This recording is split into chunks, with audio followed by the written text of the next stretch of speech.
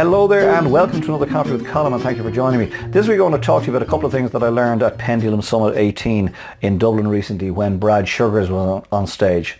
Brad is the founder of Action Coach, a global organisation, and he shared a few things and helped me crystallise some of my own thinking. One of the things that Brad spoke about is 30xing your business. Growing your business by 30 times, not growing it by 30%. And it struck me that 30% growth in your business, it might be the next level, but the next level is quite boring really, and the next level takes a lot of work. But if you set your sights on 30xing your business, well then the next level will happen automatically. It happens as a step along the way. 30% growth is work and effort. 30xing your business is something that I'm quite sure you could get excited about. 30xing your business is something that I'm quite sure your employees could get excited about. Far better to get them excited about 30xing your business and achieving the next level as a step along the way than struggling to get to the next level. So I'd recommend that you consider Brad's tip of looking to 30x your business over the next period of time rather than growing your business by 30%. 30xing your business talks about new territories, new countries perhaps, new products, acquisitions, as opposed to I've got to make a phone call to my next prospect.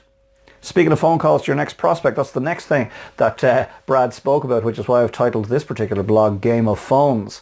The reality is that we all need to do more business. Now, whether you want to 30x your business or you want to go to the next step, well then you need to grow your business. And Brad shared 7 things that every business needs to measure.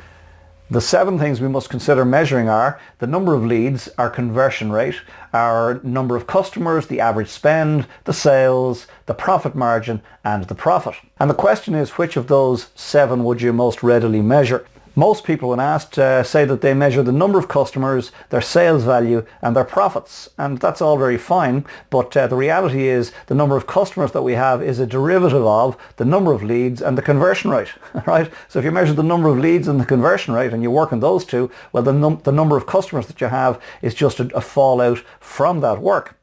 And the sales then is a derivative of the number of customers that you have multiplied by the average spend.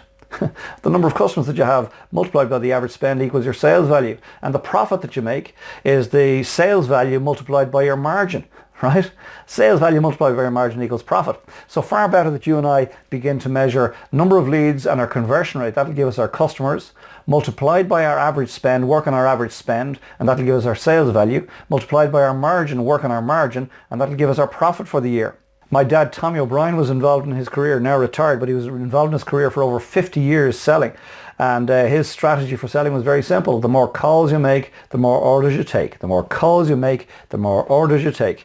It's a game of phones. No matter how you reach out to somebody, you must reach out to somebody first to make a sale. So the more calls you make, whether it's by phone, in person, by email, whatever it is, the more calls you make, the more orders you take. It is a game of phones. So the more calls you make, the more orders you take. The greater the number of leads that you have multiplied by your ever improving conversion rate equals the number of customers that you have. Work on the number of customers multiplied by the average spend, work on your average spend and you increase your sales value.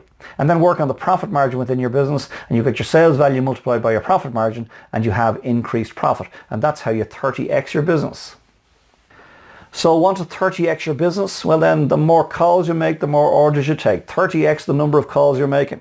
30x the calls multiplied by your conversion rate equals 30x the number of customers. 30x the number of customers, even by your current average spend, is 30x your sales. 30x your sales multiplied by your margin, even if your margin doesn't improve, is 30x your profit. So you want to 30x your business, well then 30x your leads. It all starts by measuring your leads, your conversion rate, your average spend and your profit margin. The number of customers you have, the sales value that you have and the actual profit that you have are derivatives of that other work.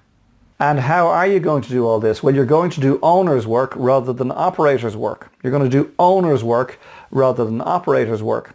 Jack Daly, a few weeks ago, when I was talking about Jack Daly at Pendulum 18, he was talking about too many business owners try to be the business owner and the sales manager at the same time. And they're two very different animals and they require two very different focuses and two very different skill sets. So if you want to grow your business 30x, well then you need to do owner's work and not operator's work. And it reminds me of when Carambola started back in the day. We had no money. We had to start from scratch. We had lost a fortune in our earlier business. We can talk about that some other day. day. But anyway, we had to start from scratch. And in those very early days, we really had to do everything. I was making the sandwiches, I was loading the lunch bags, I was loading the van, I was driving the van. And I would start my day maybe 5 a.m. and work through to about 11 p.m. 5 a.m. was loading the van to drive down to Cork, a couple of hundred kilometres down the road, to do deliveries. I wasn't getting back to our kitchens till about 1 o'clock in the day, and it was then that the work would start. We'd start preparing the ingredients to start preparing the lunches for the following day, and it would be 11 o'clock at night before we'd have all that process finished, and then back in at 5 to repeat. But that was me doing operator's work, and it was necessary at the time. But one of the things that I knew from my studying of business principles was that if I stayed doing operator's work, well, then I would be driving the van today. If I stayed doing operator's work, I would be making the sandwiches today. I decided many years ago that I wanted to build a business and not just be self-employed, and that took some time and took some courage. I was talking to somebody recently, and they were talking about the challenge with taking on their first employee and how do they let go of the reins. The reality is, if they want to let go of the reins, they've got to find somebody to let the reins go to, and then they've got to work with them, alongside with them, to until such time as there's a trust level built up that that person, when they're let fly solo, they're going to carry on the ethos of the business. And in my particular case, what I did was I took a guy on the van to help me, so it speeded up my route for a few weeks. That's how I started the process. And in doing so, I got back to the ranch maybe at 12 o'clock instead of 1 o'clock. The second thing I did was I got to show the guy how I operated in the field, and then eventually I let him do a day on his own, and then he'd come back and we'd go out together again. And over a period of time, I gradually got off the van, gradually got away from doing operator's work in that particular instance, and then I gradually, over a period of years, got away from doing all of the operator's work. And if you want a 30x your business, my friend, well, then you've got to do owner's work and not operator's work. You've got to 30x your leads, measure your conversion rate equals your number of customers, measure your average spend, measure your profit margin, and you will 30x your profits over time. And thank you for joining me for this week's Coffee with Colm. I hope and trust that you got something from it. If you have enjoyed it and you think somebody else would benefit, I'd be delighted if you'd pass the link on. If it's your first time here and you've enjoyed it and you want more, pop to the homepage, ColmO'BrienMotivation.com, leave me some details. I'll make sure you get a link like this every week. And then most importantly, please consider what's been shared here today and apply it into your thinking for this next week. And then equally as importantly, please come back next week and let's share another coffee together, and I'll ruminate on some other aspect of business and life that has struck me in the meantime. In the meantime, get some fresh air, get some good coffee, get some R&R.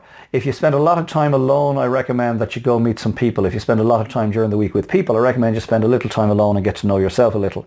And then when the time is right, and only when the time is right, get your head back in the game, get organised for the week ahead, make next week count, and I'll see you here this time next week. Sláinte. Really love great coffee. Talk to you soon. Bye for now.